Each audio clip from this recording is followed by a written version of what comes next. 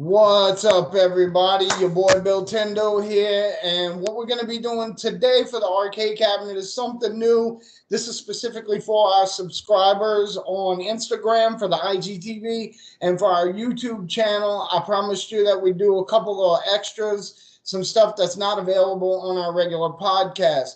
And what we're going to do now is we're going to introduce an exclusive segment for those platforms, and we're going to call it speed runs. And what we're going to do is we're going to go over one subject. We're going to go over one subject for 5 to 10 minutes, and that's it. It's generally going to be me speaking to one other person for a short amount of time, thus speed running the conversation. For our very first guest tonight, it took a lot of work, but I finally convinced one of my sons to sit in front of the camera. On Xbox Live, he's Wishyfish, and I just refer to him as Reese. So, after a little bit of discussion, we have decided to speak about our opinions on early first-person shooters versus current first-person shooters. I think I need to get something out of the way here because it's going to be brought up, so I need to go ahead and clarify early on. When I was bootstrapping my way through night school, I was in a drafting class 20-something years ago doing computer drafting, and a guy that was in my class, I was the youngest person in the class. I was 18. It was a bunch of 40-year-old guys and 30-year-old guys. One of them had a cousin that worked at ID or ID, whatever you want to call it, and they were developing a new game, and they asked us if we would try it out and report back any bugs we found, basically beta testing that game. And what that game turned out to be was Doom, the original Doom. So I was a beta tester on Doom, an unofficial beta tester. And so I played a lot of early FPS games, not so much since then. Reese, however, plays a lot of current gen FPS games. So Reese, why don't you give me your opinion on why you think current gen FPS games may be better than early gen? Well, I could say the obvious thing, and I could say graphics, but at the same time, that's too remedial in my opinion. I like the newer gen FPS games for the simple fact of it's fast paced, it's genuinely skill based, not Fortnite. It's not an technical FPS, but it's in the same retrospect of shooting. The newer gen versions of shooting has came such a long way from Doom 007, stuff like that. Like, they were the godfather for our games, but that's what slammed it's just good first-person shooters. It's what blows up on Twitch and stuff like that. So what I'm going to say is I think without holding on for a white knuckle ride, first-person shooters kind of left my generation behind. Only those that really, really held on to FPSs made it into the current gen because they're so very different. They almost can't even be categorized as the same thing, with the exception of they're a first-person view. If we remember right, Doom was FPS, but we used a keyboard for it. GoldenEye for Nintendo 64, the first real thumbstick, was inaccurate to say the best, but you learn to become accurate despite its faults. When I try to play one of your games now, dual thumbsticks, all this super accurate scoping and all that, it makes me dizzy. It's too fast paced. It's too much going on, and I don't feel like I enjoy it. I personally think that's why I do enjoy it, is that it's so fast that you can be so accurate, but also then again, the comparison I want to make is that your game or Doom, and I'm a compare it to just any newer first-person shooter. Your version of a first-person shooter was more of a dungeon crawler than what I would consider a first-person shooter nowadays, because most first-person shooters, unless it's campaign, it's all against other people. You're never shooting at someone that isn't able to shoot you back. Right. Well, that's what made GoldenEye so popular was the introduction of multiplayer FPS shooting.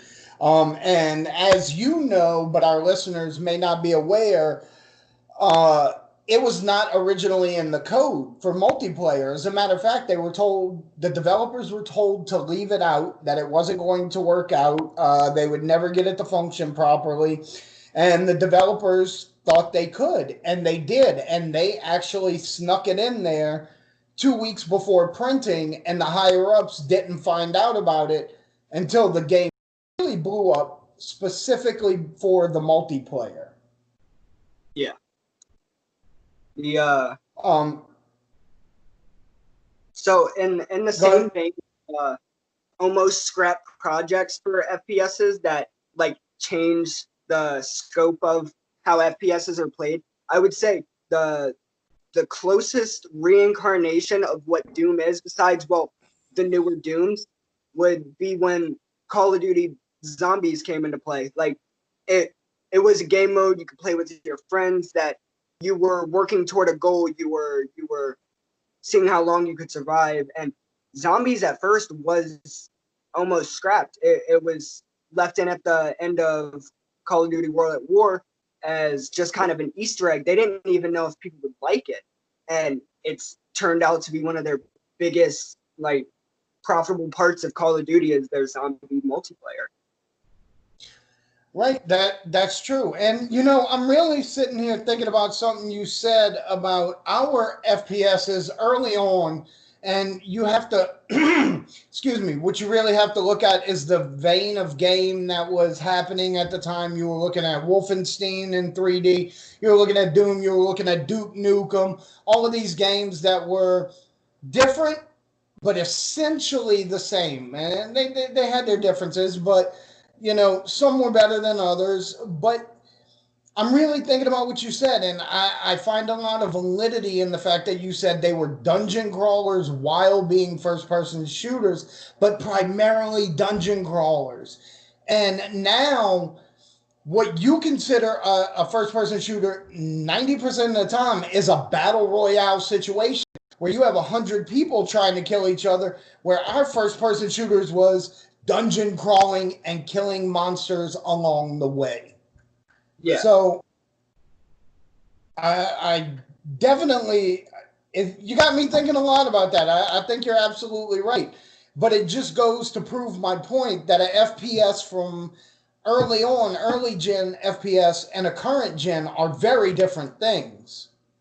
Yeah, because nowadays it's when you say FPS nowadays, you think Call of Duty or like something that you're playing against other people. Well, if you say like I'm retro FPS like Doom, Duke Nukem, stuff like that, it is an FPS, but at the same time you're doing all the stuff that you do in a dungeon crawler, like go and collect upgrades and boosting up certain stuff so you can take on better bosses. And it you there's a linear progression, while in what I'm playing is more of just a working on skill progression.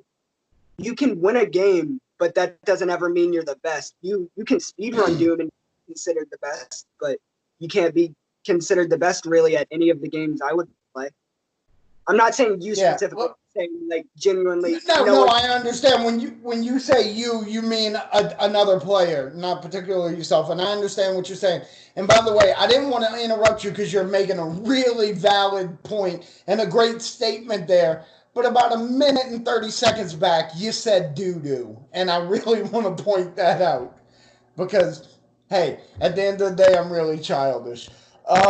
So I think we're gonna wrap it up right there for tonight. I think our first speed run went pretty well. I want to thank Wishyfish for joining me. Look him up on Xbox Live. He's there. He's there all the time. I mean, he's there at 3 o'clock in the morning. He's there at 2 o'clock in the afternoon. Look him up. He's a fairly decent player. I'm Billtendo. You can find me on Instagram. You can find me on YouTube, and you can find me every Sunday on the arcade cabinet on every podcast platform you can imagine, and Roku TV streaming under the Nias Media channel. Thanks, everybody.